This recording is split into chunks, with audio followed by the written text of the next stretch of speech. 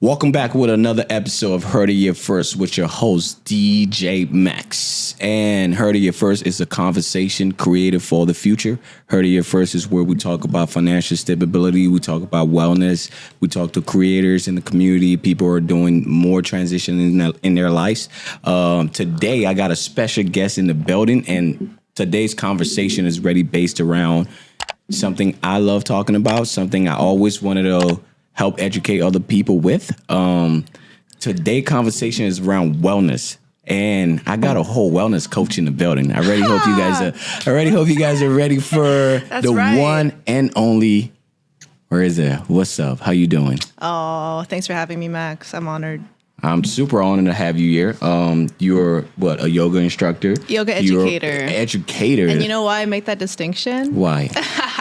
It's because I teach holistic yoga. Okay. Like there's so many different parts of yoga that makes the practice so rich and that is so accessible in all these different dimensions. But if you're only accessing it through your physical body, that's what I think a yoga instructor does. Right. But for me, I have all these different tools that I like to teach my students with, or I'd like to teach to my students, and I like to practice all those different tools. So that's why I'm a yoga educator. That is amazing. Not to be prissy with it, but right. I just thought to give some context. Nah, that is amazing. You are like jack with all tricks. Like you were a model, you were a strength coach, you're a dancer. Like you do everything, right? So I know. It's kind of bad. People are like, how many jobs do you have? Yeah, for real. I can't keep up. But you're a creator. That's the good part. Like you do things that other people want to know. Like, you know what I mean? Like having you here today, I want to learn. I'm trying to learn a lot from you actually. So I think what it is like, I just like learning. Right. So that's why I can't, and also I'm a Gemini.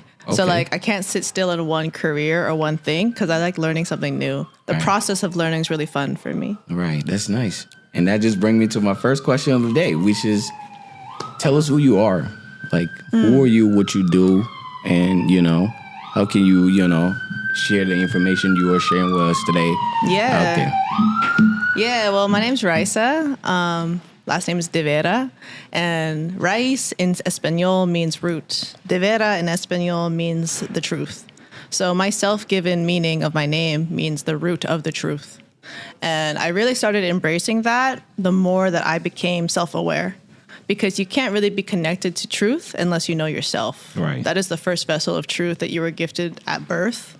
And it's your actually divine assignment to figure out and work with is how does this vessel work? Who am I? If you just stay in that question, who am I? That can last you so many hours of meditation. Right. And every layer that unveils of meditating on that question, who am I? There's going to be a deeper truth that comes with that and lends to a greater connectivity to the greater collective from that. So when I realized that and I started embracing my name, because actually when I was little, I hated my name. I was like, call me Liz instead. Starbucks name is Liz. Just keep it easy. Right. Or Rachel. Or like, I don't know. Like I resented my mom. I was like, why the fuck did you name me this? Exactly. And she was like, what do you mean your name's beautiful? And I was like, no one can say it. I hate it. Also, I have this like dot in the middle of my mouth. Like I was just like so not about myself growing up. And I really wanted to be so many other people. And it took me a really long time to like come back to self-love and self-acceptance and true self-acceptance, not just like arrogance where it's like, oh, it's an ego thing that I'm really in love with. Nah, like seeing all of me for all the shit and all the good parts and all the strength and all the parts of my mom and all the parts of my dad, even though they're divorced and they hate each other and making peace with that. And that is where a lot of my power comes from. And so, yeah, root of the truth. I'm here to spread the truth. That is amazing. That is amazing. That was exactly how I was expecting you to answer that question, even though you went through a lot more detail. And that just everything is based around how you feel, like you said, with family. Like it comes with growing up, right? You growing up and making that transition to understand the name and understand the power behind your name. That's starting to make you to like it. That right there is like something that a lot of people can't even take the chance to reach at, right? So, it's scary. It is a scary journey. And it reminds me of this story from the Hindu scriptures. So there's this deity, and her name is Durga. And Durga, she earned her name from defeating this demon they call asuras. Demons are called asuras. So Durga defeated Durgama. And in the Hindu scriptures, you earn your name by defeating your demons. And so I taught a whole class about that, actually, where it's like, if that was true, learn your name. Right. If that was true, learn who the fuck you are and defeat your demons, because that's how you're going to earn your living being. Right. And you, like you said, learn who you are. That right there is super major, especially for me. Like you just mentioned, like transition with families and things that you didn't like growing up and, names that your parents gave you. Not being able to understand that path. Like my question is like, at what age or like when in your life did you feel that transition start to get to know yourself? Was it like in your high school phase or maybe out of high school? And like, how was that for you? Okay, real talk. I used to weigh 220 pounds, and it was a very different vessel. And I think because I just held on to everything that other people were shoving into me, all this external hate, all this external expectations, and then like self-inflicted comfort. Like I just wanted to feel comforted, so I was just eating a lot. It was really hard. It was really difficult because everything hurt. Walking, trying to run a mile, hurt. Trying to find connections, trying to make friends, that hurt. Trying to be part of my family, like there's just so much pain. And I didn't want to be alive. It's tough. Yeah, I really didn't want to be alive. And it was through God that I experienced so many miracles, so many divine guidances and lighthouses. Don't give up yet. Yep. I have something planned for you if you were to open your eyes and be courageous enough to keep going. I have something planned for you. And there's a reason. There's always a reason why you're experiencing any type of frequency. Right. And if you can understand it with wisdom, that's the alchemy. That's where your power is going to sprue from. And that's the germination of hope that you can implant on all these other people that you tell your stories to. Right. So on that note, like, how do you, like, let's say someone's out there right now trying to figure out that space or maybe change that frequency that we were talking about, right? How are ways that you can start to realize that? Because some people always look for signs in life or try to say, oh, maybe because this happened for that reason. Let's say I was just trying to make a transition in my life. Like, what are some ways that I could start to reach that? Totally. I think first things first, depending on where you're at and like the intensity, severity of whatever you're experiencing, is placing one hand on your heart and one hand on your stomach and just connecting to your vessel. Because once you can relate to whatever stimuli you're being overwhelmed with or, giving you a hard time, the power is in the way that you relate to it. And that's the whole difference between react versus respond. So if let's say you're experiencing panic, you don't even know what it is, you're just like in red zone and it's like, you just know you're not okay. One hand on your heart, one hand on your stomach, and just feel what it's like to breathe. Feel what it's like for your heart to beat up against your palm and just be the eternal witness of this vessel that's not here for a long time. It was incarnated for a very divine purpose in the grand web of all the unique experiences that led you for your mom to meet your dad and to have you and for you to keep going. It's all for a purpose. Right. And feeling it is way better than anyone talking your ear off or trying to like figure it out mentally. Okay. Yeah, that right there is something I'm taking into consideration because I'm going to practice it myself. Because you can do it right now. She said, let's do it right now. You can do it with tea. You can do it with a walk. Right. Do it with your hands on the table. There's just so much power through our senses because all the senses are just tools. A lot of times people misconstrue spirituality or yoga as this like restrictive force that's like you need to like hone it in and you need to be like so strict and you need to be like Kung Fu Panda mind. Like, yeah, it's got to be like super direct. Yeah, like super like ascetic. But the senses are tools, just like anything. Anything can be a tool, and it's your mind that chooses what to do with it. Right. So if you want to experience bliss through your senses, it's there. You just got to be conscious about it and choose it. Yep. If you want to experience drugs or, whatever you do, you're going to do that. And that's what you're going to experience, because whatever you put in is what you get back. Karma. No, I'm a big fan. I'm a big fan of karma. It comes right back. Yeah, I'm a major fan of karma, because I believe that whatever you do in this life will sure find you. You know, whether you're doing the dark or the light, it's gonna find you one way or the other. So just be careful what you do and how you do it, especially who you're doing it to, because we don't know who we're meeting every day, and some people just have the mindset they love to get over, or like they think they're smarter than other people by using negative skills to gain, cleverness. Yeah, right. That's one of the victories, is the mental fogs. Right. Is trying to be too clever. But when you're clever, sometimes it becomes dangerous, because now you are using it either to target or hurt other people. So it all depends on like how you really like define it, right? But like you mentioned, throughout transition, you realize that there are times in your life where you have to make some changes.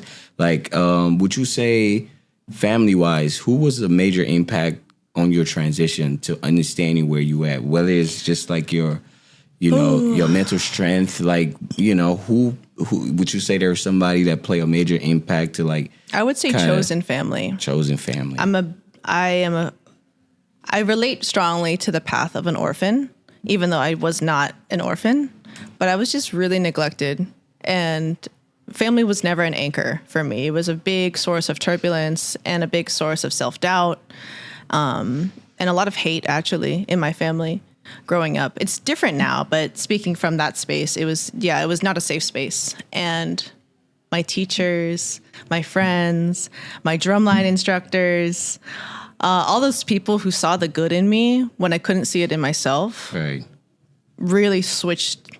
It just opens up a whole new realm. It's like when you put a fish in a different fish tank, or you put a fish into the ocean that's been into a fish tank.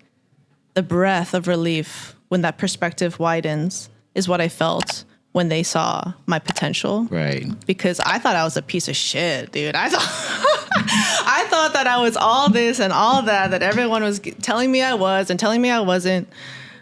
But my teachers are the ones who believed in me, especially my drumline instructors. Like when, they're drilling you and they're like, no, you can do that better. Like, I know you can do that better. This is trash. Like, right. Practice, come back next week and show me how much better you got. And I did. I rose to the occasion, and that just felt so fucking good.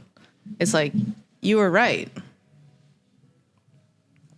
That's awesome. Because at the end of the day, it's just like you being able to learn from other people, right? Like teachers, right? They're the guide. They're the guide still. Because like I tell my friends, I tell a lot of people, like, we are humans. We don't come with a manual. Like if you buy a car or you buy something, it comes with like it comes with like a whole for real. It comes with a whole book of how to set it up, what to do. We don't, right? So most of the time, it's like our parents guide us the most they can, the best that they can do. Right, but at one point you gotta like realize who you are and what you do, right? So it seemed like teachers, people around you play a major role in your life. Always. Shout out teachers. Shout out to every single educator. Right. They are the lighthouses. Where'd you grow up, actually? Yeah, I grew up in San Jose. Ooh. But specifically, I grew up in Saratoga, which is a very, like, academic, entrepreneurial town. If anyone knows Saratoga, shout out Saratoga, Silicon Valley, before the big boom. My high school was just like everyone was studying 24/7. We're all being primed to work for all these companies or start our own businesses. And there's just so much academic pressure. Like, I'm a smart woman, but I was considered stupid at my high school. Really? Yeah, because like I was into humanities. I was into poetry. I was into English. And a lot of people were into mathematics and coding already. And they were all like making websites as freshmen. And I wasn't interested in that. And so I was deemed stupid. But there's just so many different intelligences. And I'm very gifted in the body. I know the body very well, and energy, and also poetry. And so I know I'm not stupid now, but growing up there, it felt that way because everyone expected so much of you. So that was really hard. And so I found solace in like drumline friends who, you know, we only cared about the beat. We only cared about the rhythm. We only cared about the universal language that was music. Right. And that really helped me throughout my childhood because I just wasn't getting validation from my mind. And, you know, when you want to be teacher's pet and you want to be the smartest in the room, like you feel like shit. You're like, I'm fucking dumb. No one gives a shit about me. And I wasn't getting validation on my body either because I was big. So like sports, all the coaches didn't really pay attention to me. They wanted to like pay attention on the people that they thought would get scouted for college. Right. And so a lot of the time I just felt like I wasn't getting the proper attention wherever I went. And that's such an analogy for the grand scheme of things because that could be adults. That could be people watching this right here, right now. You could be resonating with that, where it's like anywhere you go, you're not going to get the proper attention. You feel like you're missing something. And guess what? You're missing you. Yeah. You're missing that piece of like, I'm a be. Exactly. No. I'm gonna be my best coach. Right. Because we look for validation in other people all the time. Like that's just something like humans. I was just having this conversation with the homies. Like when it comes to how we live, like do you see all the high rises and all the apartments? Like we love each other. Like we want to live like a door. You know what I mean? I can't even sing loud in my apartment while the neighbors hearing it. That's how close we like to be with each other as humans, right? We like to feel good. We like when people tell us good things, but we don't understand that form of happiness is really within us. It's always right here. Yeah, and like here, right now. we control that. You know, we control that form of happiness, and that's something I was hoping to talk to you about, like the idea of happiness, the idea of like love. You know, because I feel like everyone have such a specific definition of how they defined it, right? Of course. And our brain is hardwired for love. Super hardwired, right? So my question to you is, how do you define happiness, right? Whether it's in your life or just generally, how do you define it, right? It could be in your own words. And how do you also define love? It's two in one. You can blend it together or you can answer it separately. But I just want to hear your perspective of how do you define those words? Sure. Two big ones. Yeah, for real. Everyone, yes. So we're always hardwired for happiness and love. Happiness to me is better described with the word joy. I think joy better describes what the word happiness is trying to get at and what people connect with when they see the word and feel the word happiness. Because everyone wants to be happy. That's facts. But the hard thing about being happy is that it doesn't last long. There's many things that can make you happy. A boyfriend can make you happy. Next day he breaks up with you or he cheats on you. Oh, that boyfriend made you sad. That boyfriend made you jealous. A food can make you happy. Right. Next day you try to go run a mile. Oh shit, that food made me feel slow. I threw up because of the same food that made me happy. Right. And so for me, I definitely think like my happiness definition is joy. Right. Because joy is like a steady, like grounded contentment versus happiness. Because happiness, you could chase a whole bunch of things and there's always a negative opposite associated. That's true. Love. That's why I gave you the chance to like define it in your own words. Cause like, rico, you know, love. I wanted to be your definition, like how it makes you feel. Cause I can ask anyone and everyone will have their own little pace to it, or they can just give me the Google definition, right? Of course. But I wanted to be more organic, like more of how you feel about it. Because love, you only can define love as deep as you felt it. So that's the grace for other people right there. And for me, you know, I might be watching this interview 10 years from now and I'm like, oh, Raisa. Nah, but for right now, love is the connection to the divine. Whatever you believe in. Right. For me, I believe in God, so I'm not afraid of the G word. Me too. But if you get triggered by that G word, you can replace it. You could say capital L, love. You could say love is earth. You could say love is my mom. Whoever that you feel that is divine, unconditional, all-pervading, steady, consistent, and all-knowing, that's love. Okay. That was deep. I got lost in that. I can go more. Let's talk more. Yeah. Let's go all the way to midnight. Yeah. I actually love the way you answer that question. Like you gave it more options, more visuals for people to work with, because that's definitely I could tell you my answer of love, but like you said, it's based on the experiences. Like, who is it? Like, is it a person? Is it a thing? Is it you love yourself? Definitely. You love your phone. It could be anything that you create that emotional connection to that builds that love, right? So hearing it from your perspective. Careful though, because that sounds like attachment. That's a good way to put it. So we could talk about love and attachment because they are tandem for sure. Right. For sure. You could think that you love something so much, but when you really sit with the truth and you meditate on it, that's just attachment. Right. Because what you love is the result it gives. And that's how you know it's attachment versus love. Love wants nothing from you. Love wants nothing for you and will take nothing from you. Love will witness you and nourish you no matter what.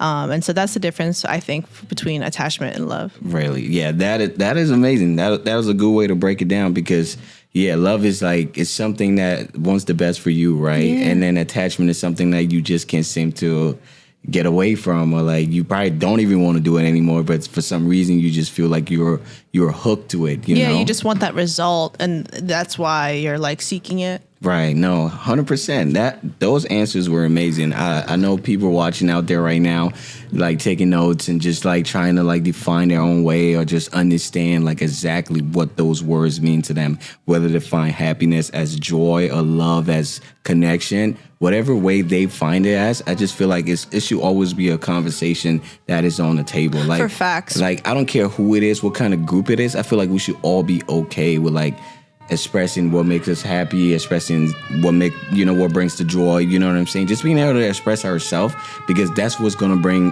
whatever you're looking for in life. You know what I mean? It's like I want to speak more too on what you were saying about like whatever words are making you feel connected.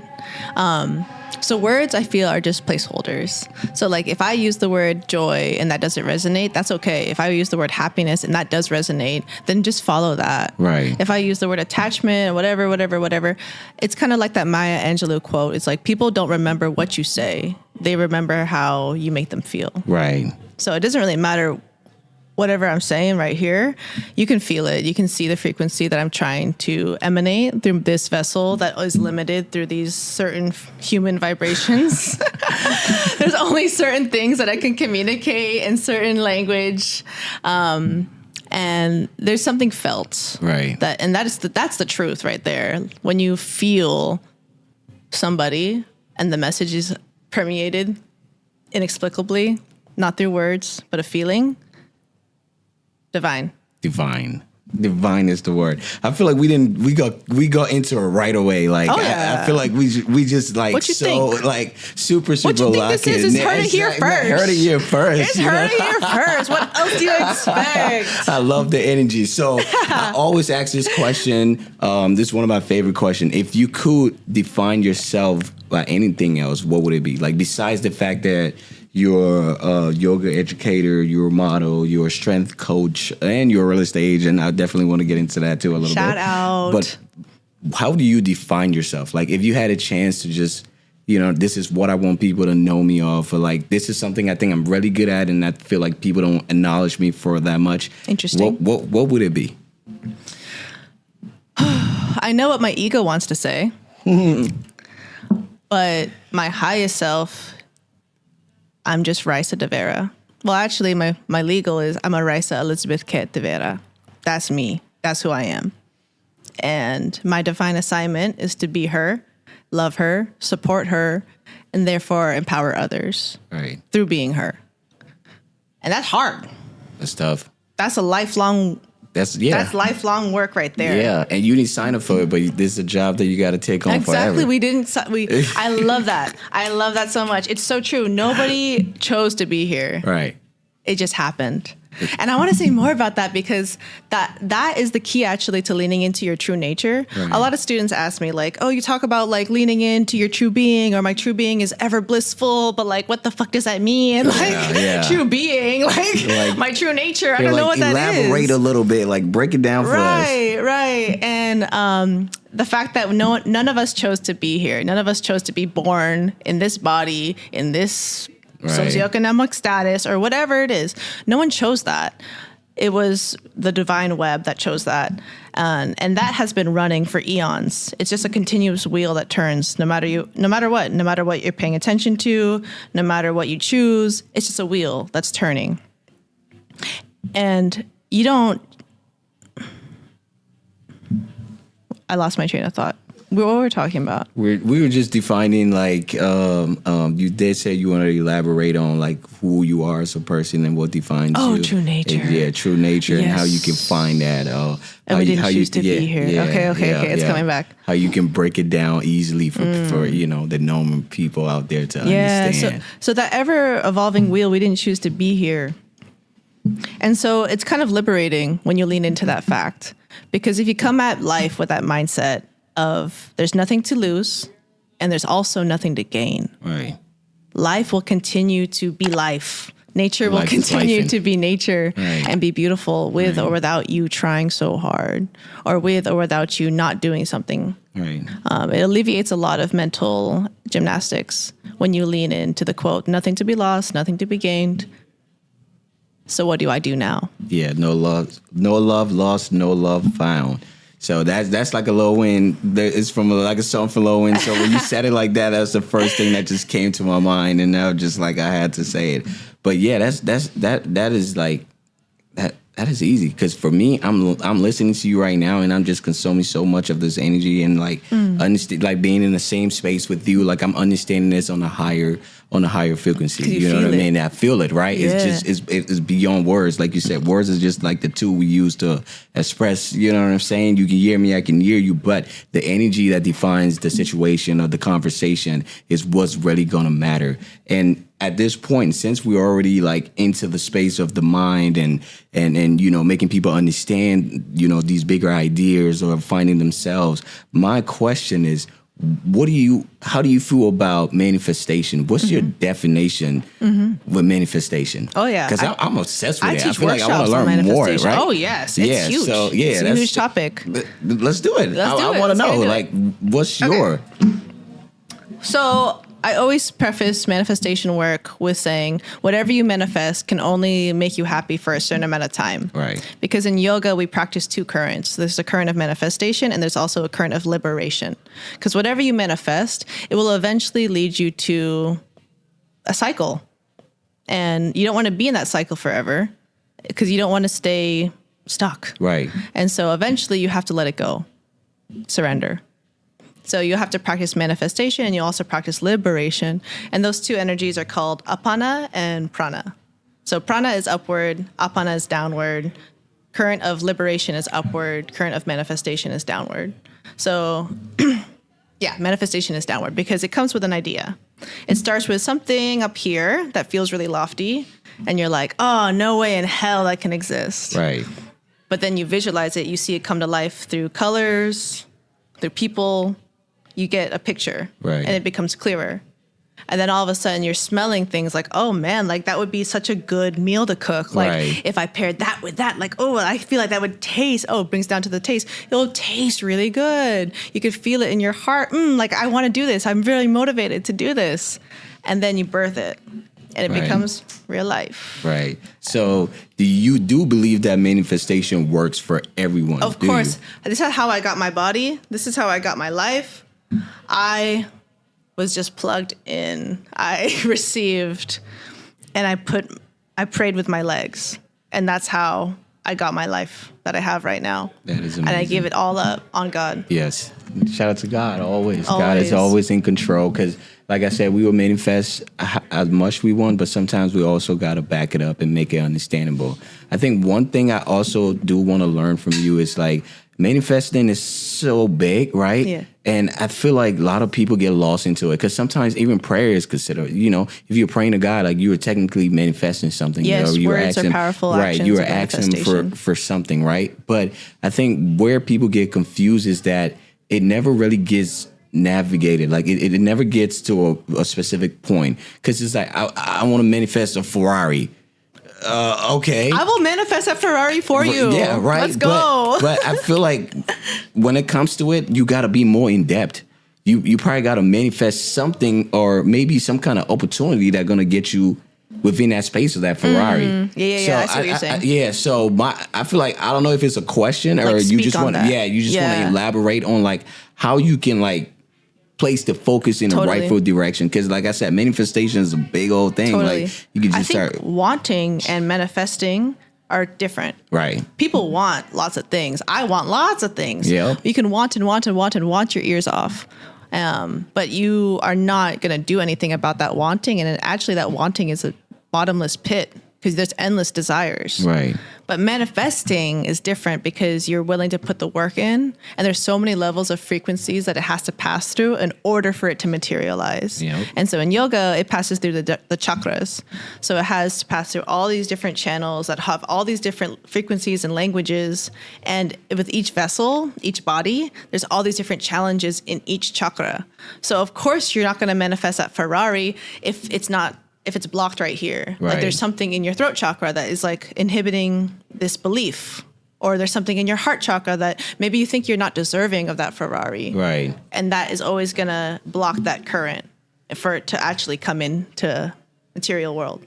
Right. Wow. That is awesome. That's the first time I heard it like that, because I know that when you don't place the focus in the rightful direction, sometimes things get wavy, and it's like even like if you were talking to God and you're not giving him a specific way of how you want to accomplish a goal, it gets confusing, right? Yeah, or you just complain. Right. You're just complaining. I want this, I want that, I want I feel like no. It's like sometimes you just gotta like believe it and want it as much as you really, like you said, it gets be blocked, about it. right? So all those doubts and everything in your mind, no matter how you feel about a situation, or sometimes it just be like somebody else is telling you like, oh bro, you can't do that, like, you know what I mean? So and if you choose to believe that, right, and then that can hold, and I'm a major victim of this, because there's a lot of things I told my mom, or like I told my family I was wanting to do, and they're just like, dude, what the hell, like, nah, nobody in your family did that, like, you know what I mean? So it's like we grow up in a space where just like we understand when you're a kid, you want to be an astronaut, you want to be the best thing life can offer, right?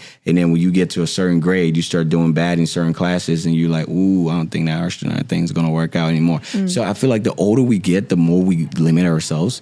And then when you get into some big trouble, you get a record, and your life is like technically like, you know. Yeah, I mean, definitely tuning into truth. Right. Because we can want a lot of things. The ego can want a lot of things. And like maybe the root of your desire to become an astronaut is accolade. You just want that title.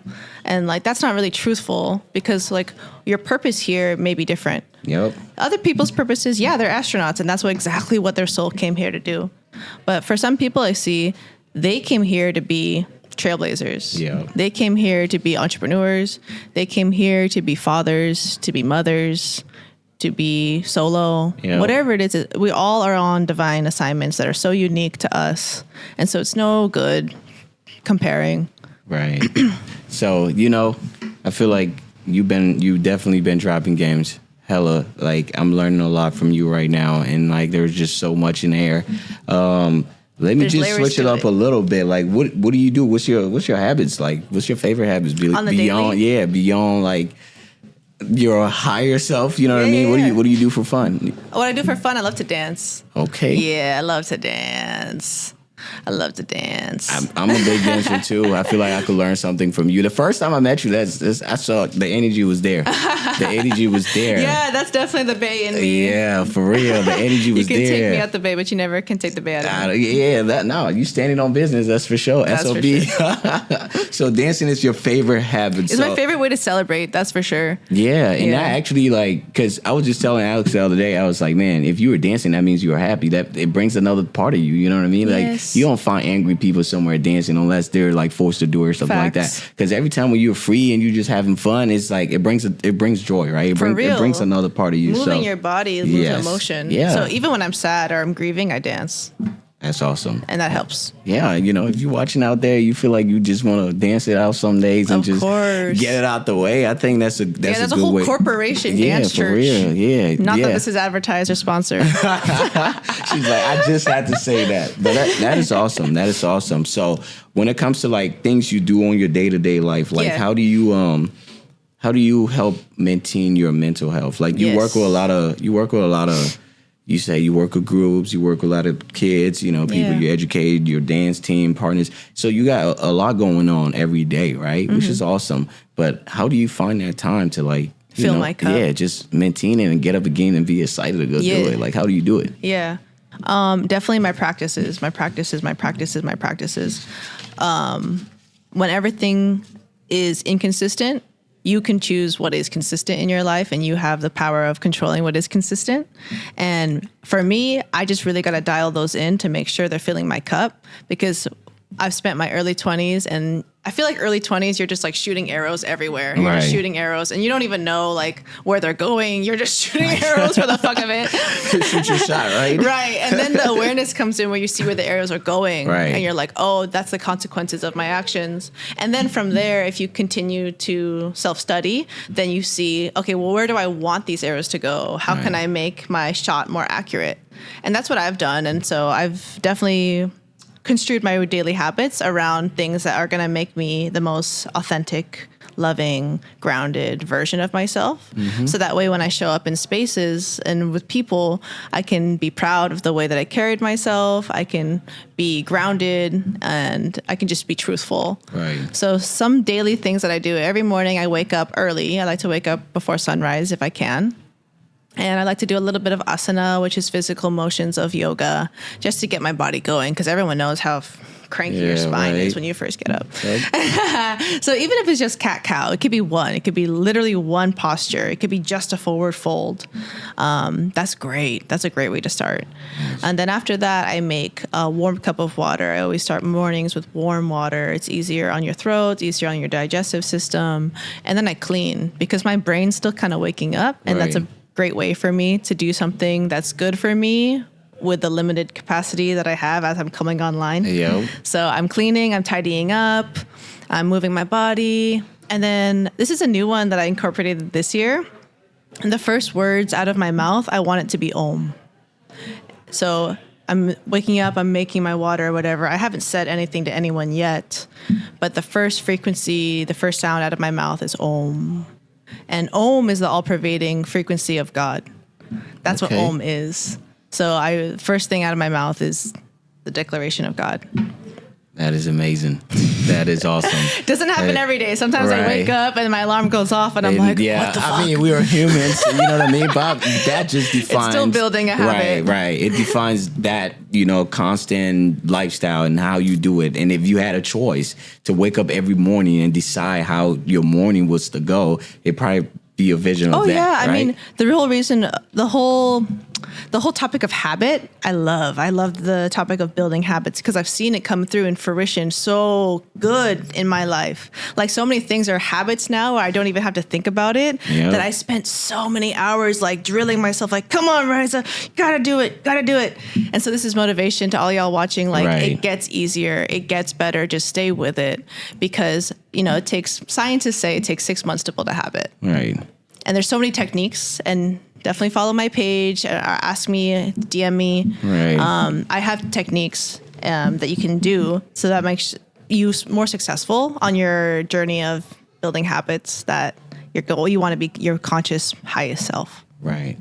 And I'll definitely drop all her informations in the bottom of this video. You definitely got to check her channel, reach out. If people can reach out, DMs, just try to get to know you and understand exactly what you do. So at this moment, this is the time, this is the heart of your moment where you decide, I don't care which camera you are looking in, just motivate someone out there. It could be a personal story. It could just be how you feel right now. It just help someone out there, figure out what they are starting, because this platform is built for whether it's young entrepreneurs, it's people who are starting life, it's people who are probably already in it. What is something that you can share with somebody today to brighten up their day, or maybe make a transition in their life? With the eye contact? Go ahead. Okay. It doesn't matter, just kill it. With eye contact or no? Yeah, it's totally up to you. In the camera? Yeah, however comfortable you are, you can look directly in the camera and speak to somebody who's listening right now and who's watching. Okay. Hey. Hey, don't interrupt. Hey, I'm quiet. Hi. Hi there. Hey. I see you, and I love you. You're perfect. Believe that you are worthy, because I see you. Keep going. We need you. Thank you so much. Thank you so much. That was amazing. And I feel the same way. If you're watching right now, make sure you like, you subscribe, comment, however you want to react. Ring the bell. Ring the bell, right? Ring the bell and talk to us, because at the end of the day, that's what we're here for, right? To help each other grow, to help each other figure it out. We're creating a conversation for the future. You know what I mean? Having you here today, like what you're sharing with me, your definition on like mindset, love, happiness, being able to define these words and like just kind of make people understand like the surface base of it, right? You defining everything. I'm having this amazing conversation and drinking this awesome tea that got me feeling like I'm on top of the moon right now, right? So thank you so much, thank you so much for your time. Thank you so much for your energy, your spirit.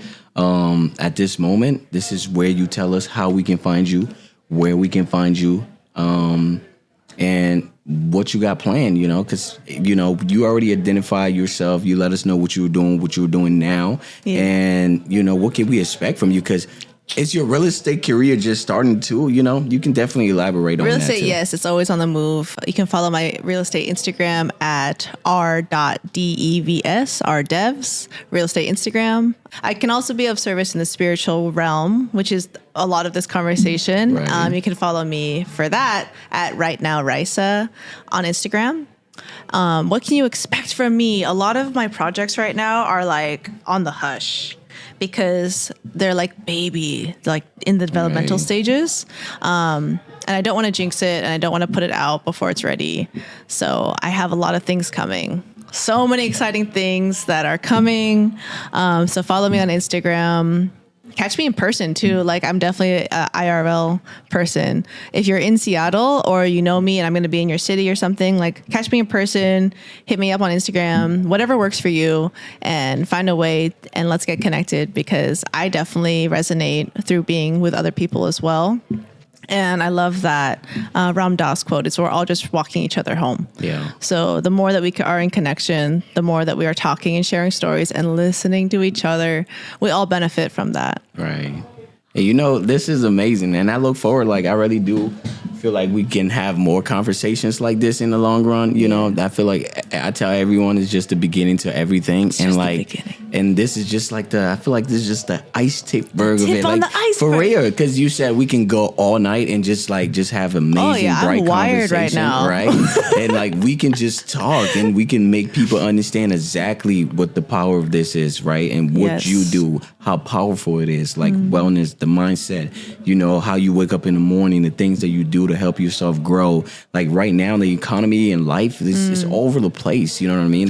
This is one of the main reasons I started this platform. It's to bring it back together. It's to make us understand again, we are all in this together. We are all figuring it out together, right? We're all a team. Everyone is after COVID, everyone is so scared. You can't even breathe on someone. You can't, don't shake my hands, don't hug me. We are so distanced from each other now, right? Yeah. So it's how can we create that space again? How can we welcome each other back into each other's lives? You know what I mean? How can we define these conversations? How can we bring it back together?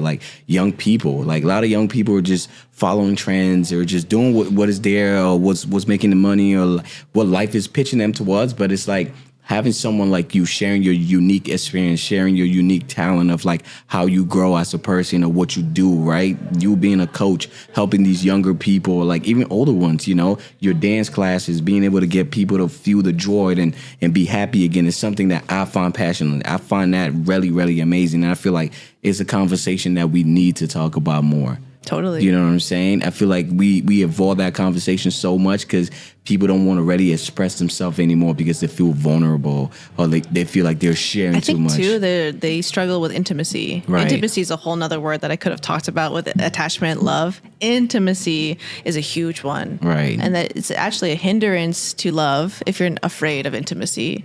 And I definitely was there. I mean, I think we all are some variation of avoidant or avoidant or anxious attachment. We're all like these different combinations of either avoidant or anxious. Yep. And depending on your exact mixture of the potion, you relate to intimacy in a unique way. And it's just a journey of becoming. Nothing to rush, nothing to strive, but definitely something to examine. Right. Of like, maybe you journal one night and you ask yourself, how do I really react to intimacy? Like real, on the real.